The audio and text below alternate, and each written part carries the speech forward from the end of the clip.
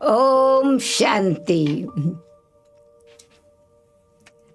संपूर्ण स्वतंत्रता महोत्सव के उपलक्ष्य में स्वराज से संपूर्ण भारत, स्वतंत्र भारत की शुभ भावनाएं, शुभकामनाएं स्वीकार हों। भारत भूमि की महिमा महान है। भारत भूमि देव भूमि से प्रसिद्ध है। भारत के आदि सनातन देवी देवता धर्म वाली आत्माएं सर्वगुण संपन्न, 16 कला संपूर्ण, संपूर्ण निर्विकारी, डबल अहिंसक, मर्यादा पुरुषोत्तम के नाम से गाई जाती हैं, महिमा होती है। भारत भूमि तो अविनाशी भूमि है। क्यों कि भारत भूमि पर ही गीता ज्ञान दाता परमपिता परमात्मा का अवतरण होता है। और वर्तमान समय वही समय है जबकि फिर से सत धर्म की स्थापना के लिए, संपूर्ण स्वतंत्रता के लिए, स्वराज अधिकारी बनने के लिए, सतयुग स्वर्णिम राज स्थापन करने का कार्य परमात्मा को भारतवासियों द्वारा ही करना है, या कहें हम मनुष्यात्माओं के द्वारा ही करना है। प्रकृति अपने नियम अनुसार सतो प्रधान होती है। नेचर अपने समय पर स्वतः ही फूल खिलते हैं, परंतु मनुष्य आत्माओं को फिर से अपने जीवन को सर्वगुण संपन्न बनाने के लिए, देव आत्मा बनाने के लिए दिव्यता, सत्यता, पवित्रता और उसका आधार है शुभ भावनाएं, शुभ कामनाएं से स्वयं का भी परिवर्तन और अन्य आत्माओं के प्रति भी शुभ भावनाएं, शुभ कामनाएं। कहा जाता है संस्कार परिवर्तन से संसार परिवर्तन, और संस्कार का आधार अथवा बीज है आदत। आदत का अर्थ है कि कोई बात को बार बार रिपीट करना, वर्णन करना, किसी भी प्रकार की इच्छा को बार बार पूर्ण करने का लक्ष्य रखना, अथवा स्वभाव है कि उसमें भावना ही बदल जाती है। स्वभाव में फिर वृत्ति, दृष्टि, व्यवहार बदल जाता है, और वो जब व्यवहार में आ जाता है तो उसको संस्कार कहा जाता है। तो दिव्य संस्कार से दिव्य संसार बने, स्वर्णिम संसार बने, उसके लिए बहुत आवश्यक है। क्योंकि संपूर्ण स्वराज प्राप्ति के लिए, सतयुगी स्वराज प्राप्त करने के लिए, भारत भूमि को स्वर्णिम भूमि, सोने की चिड़िया फिर से कहलाने के लिए निमित्त हैं हम मनुष्य आत्माएं। तो परिवर्तन किनको करना होगा? मनुष्य आत्माओं को परिवर्तन करना होगा। क्या किस चीज का परिवर्तन करना होगा? अपने स्वभाव और संस्कार का, या किसी भी प्रकार की नेगेटिव आदत को अथवा भावना को परिवर्तन करने का। हर एक व्यक्ति में भिन्न भिन्न संस्कार अथवा स्वभाव होता है, आदत होती है। एक कॉमन आदत जो पाई जाती है वो है क्रिटिसिज्म, करेक्शन, कंपैरिजन। उसका आधार क्या है? क्योंकि वो आत्माएं दूसरे की विशेषता को नहीं देखती, गुणों को नहीं देखती हैं, परंतु उसमें जो कमी रह जाती है उस पर फोकस करते हैं और उस आधार पर क्रिटिसाइज करते हैं। तो बार बार वो वर्णन करने से वातावरण बदल जाता है, क्योंकि उसमें वृत्ति करेक्ट करने की अथवा सुधारने की वृत्ति में अंतर है। वो उसमें निंदा महसूस होती है अथवा उन आत्माओं का अपमान भी महसूस होता है। तो आधार क्या है? ये संस्कार का सुधार।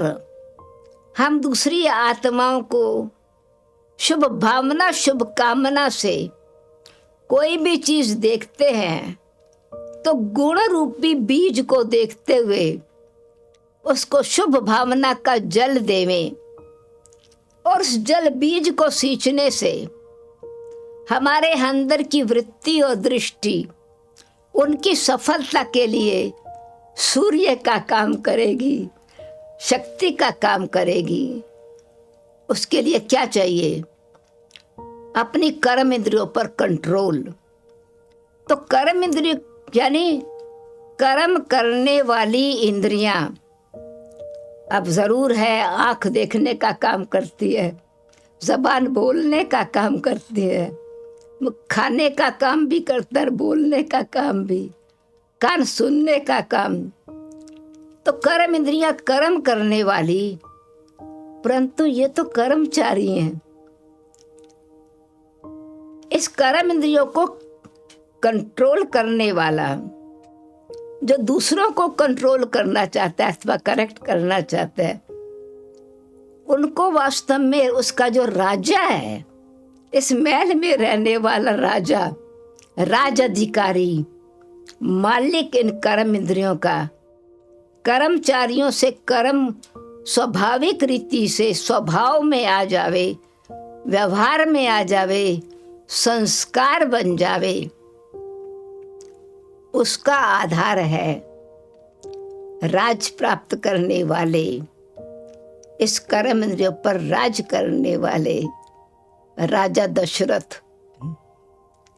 यानी ये 10 कर्म इंद्रियां, 5 ज्ञान इंद्रियां, 5 कर्म इंद्रियों का राजा कौन है? इस रथ का रथवान कौन है? इस शरीर का मालिक कौन है? आत्मा राजा चली जाती है तो ये अर्थी हो जाती है। तो वास्तव में अर्थ भी जीवन का कुछ नहीं रहता और शरीर निर्जीव हो जाता है, कर्म इंद्रियां कर्म नहीं करती। तो इन कर्म इंद्रियों का राजा अथवा इन कर्म इंद्रियों की रानी वो है आत्मा। मन और आत्मा की 3 शक्तियां, मन, बुद्धि और संस्कार। जब हम अपने मन की भावनाओं को शुद्ध करते हैं, मन के विचार श्रेष्ठ करते हैं, भगवान के महावाक्य हैं, मन मना भव, मन को मेरे में लगाकर उस मनन चिंतन में, शुभ चिंतन में मग्न हो जाओ। तो जब हम शुभ विचार अपने मन में दूसरी आत्माओं के लिए रखते हैं तो कमी दिखाई पड़ते हुए भी बुद्धि जो है वो क्रिटिसिज्म नहीं करती, वातावरण में नहीं फैलाती, वो संस्कार शुभ भावना से उनको सहयोग देता है, उस कमी को दूर करने की भावना रखते हैं। इसलिए शुभ भावना, शुभ कामना तो रखने के लिए अपने मन को नियंत्रण में रखना है, मन पर राज्य करना है। और राज अधिकारी, दिव्यता का राज करने वाला, प्रजा की पालना ठीक करने वाला, तो ये कर्म इंद्रियों को दिव्य गुणों से व्यवहार में लाना। जब बुद्धि दिव्य बनती है और बुद्धि का योग परम पिता परमात्मा से जुट जाता है, तो बुद्धि की निर्णय शक्ति, विवेक शक्ति कल्याणकारी हो जाती है। और उस निर्णय के आधार से कर्म श्रेष्ठ होता है, तो कर्म इंद्रियों को कंट्रोल नहीं करना पड़ता। कर्म इंद्रियां स्वतः ही स्वाभाविक रीति से गुण संपन्न बन जाती हैं। इसीलिए देवी देवताओं की महिमा है सर्व गुण संपन्न। वो दिव्यता में अपने गुण तो है ही, परंतु हर एक आत्मा में उनके गुणों को देखने से उनकी कमियां नजर आते हुए भी उसके लिए नफरत नहीं आती, क्षमा भाव आता है। जैसे शिक्षक अपने स्टूडेंट की कमी को देखता है, रॉन्ग बात है उसको देखता जरूर है, परंतु उसकी भावना में जो करेक्शन है वो सही रीति से करने की विधि बताता है, कर्म करके, दिखा के, लिख के, बता के। तो ऐसे ही परम पिता परमात्मा कहते हैं कि अपनी कर्म इंद्रियों को सिखाना है, अपने पर राज्य करना है, तो परमात्म शिक्षा को, भगवान की ज्ञान को अपने जीवन में हमको धारण करना है। उससे क्या होगा? वो ज्ञान को जीवन में लाने से ज्ञानित आत्मा, योगी आत्मा स्वयं का भी कल्याण करती है और दूसरों का भी कल्याण करती है। तो ये भारत स्वर्णिम संसार बन जाएगा। स्वराज के अधिकारी फिर से वही डबल ताजधारी देवभूमि कहलाएगा, स्वर्ग भूमि कहलाएगा, जहाँ हर प्रकार की स्वतंत्रता है, स्वच्छता है, दिव्यता है। मनुष्य मनुष्य नहीं कहलाता, परंतु देवता बन जाता है। इसीलिए भारतवासी देवी देवताएं थे तो मनुष्य, पर हम उनको देवता कह के मानते हैं, रिस्पेक्ट करते हैं।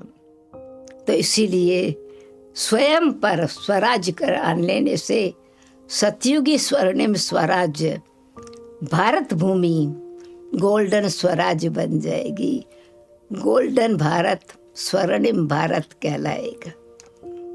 ऐसे भारत भूमि के लिए, भारत माता के लिए शुभ भावनाएं, शुभकामनाएं। ओम शांति। स्वराज्य से स्वर्णिम भारत।